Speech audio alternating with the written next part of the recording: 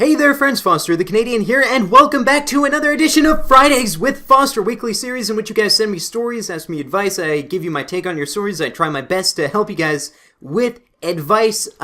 Just a quick note at the beginning, this series relies on you guys sending in stories, and if I don't get enough stories, I can't do the series weekly, and that's sort of why I've been slacking off maybe a little bit, is I haven't been getting the amount of stories that I used to, so if you have a story, something interesting that's happened to you that you'd like to share, or if you want advice for something, send it in. It's a little difficult to send it in on YouTube now, but if you go to your inbox and just compose a new message, type Foster the Canadian on the top, and title with Fridays with Foster. You can even send in just a topic for me to talk on, like if you want me to talk on, I don't know, the current state of American poop. I will give you my take on it.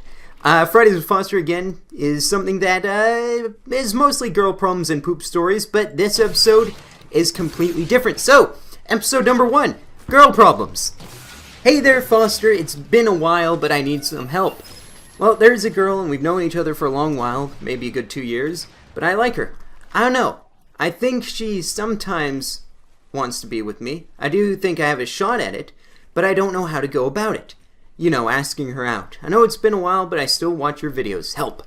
Alright, this is a very, very simple question. It's basically, how do I ask out this girl that I've known a while? Which is a fairly common theme with a lot of the questions I get in, and usually I don't repeat questions too much, and I don't like going over the same thing over and over. But it's been a while, so here we go.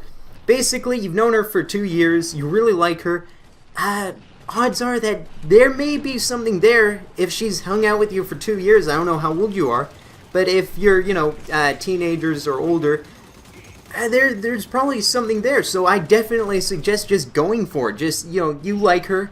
If you think that a relationship with her would be fruitful, would be something wonderful that you can share together, then by all means, she is probably waiting on you, because in society, that's the way things are. Guys usually have to ask the girls out. The girls are waiting for that moment where the guy finally says, look, I like you. Would you like to go on a date with me? Very, very rarely is it the girl that makes a move first. So you have to be the guy that initiates it. You have to be the guy that goes out there and says, look, I like you. You have to bear it all. And there is a chance that she won't feel the same way, but you have to weigh the options. And if you think that it's worth it, then you got to go for it. And I've seen many friends of mine put themselves out there and get shot down. I've seen many friends of mine put themselves out there and have a very long-lasting, successful relationship. And sometimes it's a crapshoot. Sometimes you know deep down how you feel about each other. You're just waiting for each other to say it. And that could be the case. If that's the case, then by all means, what are you waiting for? You don't need to send in a message. Just go for it.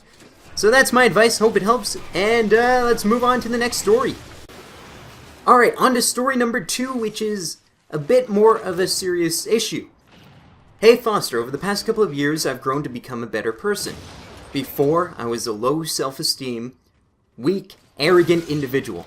Low self-esteem, so I boasted of what I wish I had, etc. And I've thought of the group of toxic individuals that I once considered my friends. Even though, over 2 years, they'd torment me over the internet, lower my self-esteem further, accuse me of things I've never done, start rumors, and beyond everything ruin a family relation. I thought of going back to the town they're in. I moved away from, beating the absolute humanity out of them, and getting revenge. I need some help with these thoughts. I know it's not healthy mentally, or is it safe legal? Thanks for your time, Foster. Keep up the great work. Now, first off, I want to say that even though these thoughts, I guess, could be considered unhealthy, it's not unnatural. I think that it's only natural for someone to feel hurt and then, I guess, fantasize about things that they'd probably never do. You're not going to go back to your town. You said you're a better person. You know that you're not going to go back to the town. You're not going to beat the crap out of them. The question is, how do you, I guess, cleanse yourself of these thoughts? How do you stop wallowing in the torment that they once put onto you, and how do you get that out of your system? And the truth is that there isn't really a clear and concise way. You can't go and just make it magically go away by, if you go to this room on this floor, this building, and then everything will be fine. That doesn't exist, and a lot of people think that it does exist, and they go to the bottle, by which I mean beer, not milk, because let's face it, milk just is healthy for everyone. Maybe that could be a problem solver. I didn't want to make that joke, but I did. So what you need to do is you need to take a very long, hard look at not who you were, but who you are, and not just who you are, but who you want to become.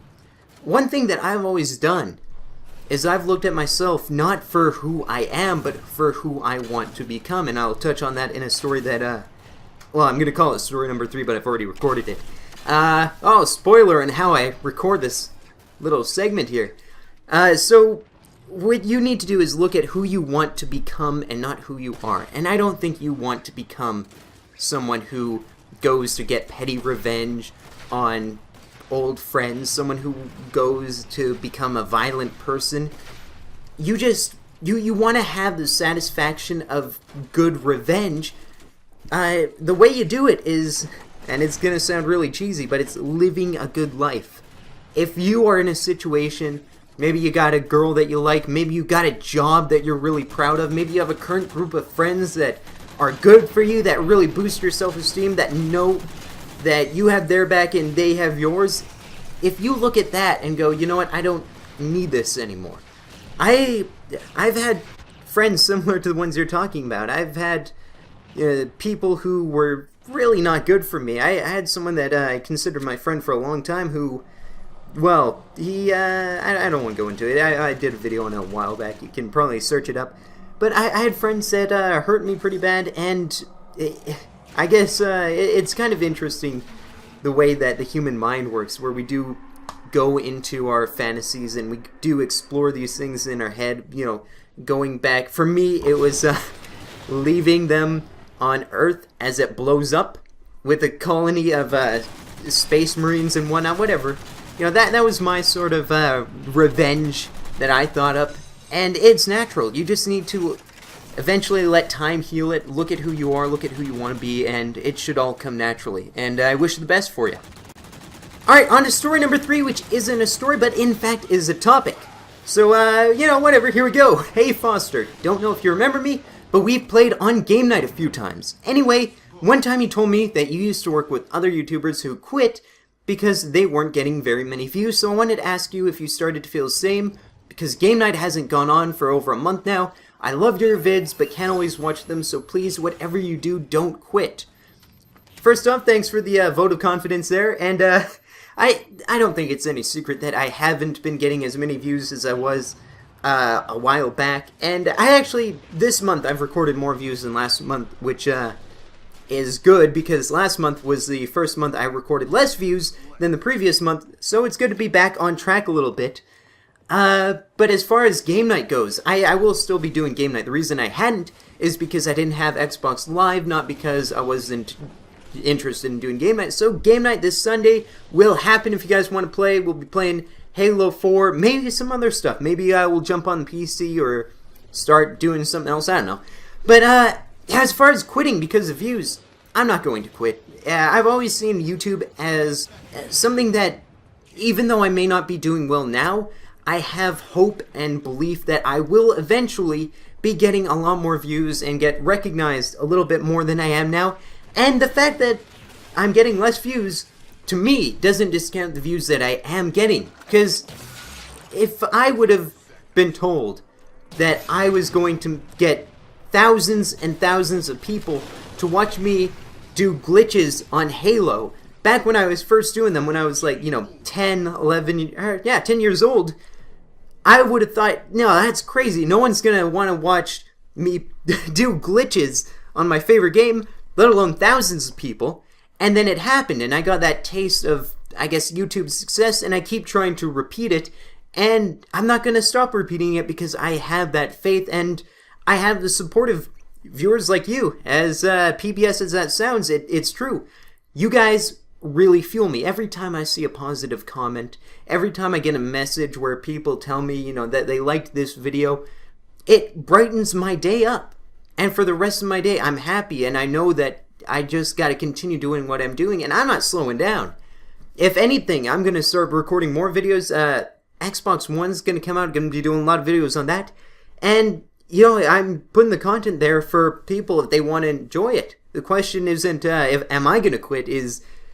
Are people going to quit watching me? Which I hope is not the case. But, yeah. Hope that answers your question. And, yeah. Let's move on to the outro. Alright friends, I hope you enjoyed watching this week's episode of Fridays with Foster, and instead of showing you guys last week's episode, or, well, you know, it's not last week's, but the last episode of Fridays with Foster, I'd like to give a shout out to GTD Epic Hippo, who's a gaming streamer, and the reason I'd like to give him a shout out is I do like to help the gaming community in general, and a friend of his came to me, and I checked out his content. I think he's a fantastic streamer. If you click on the annotation right here, you're going to be brought to his YouTube channel, and from there you can find his Twitch stream, which I can't link in an annotation.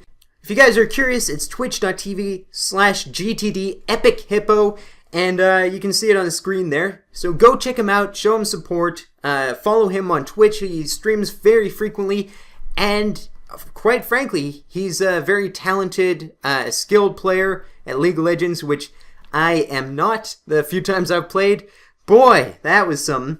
But yeah, go check him out. Interesting guy. Send him your support. And until next time, this is Foster the Canadian. Game night, Sunday. I'm losing my voice saying see ya.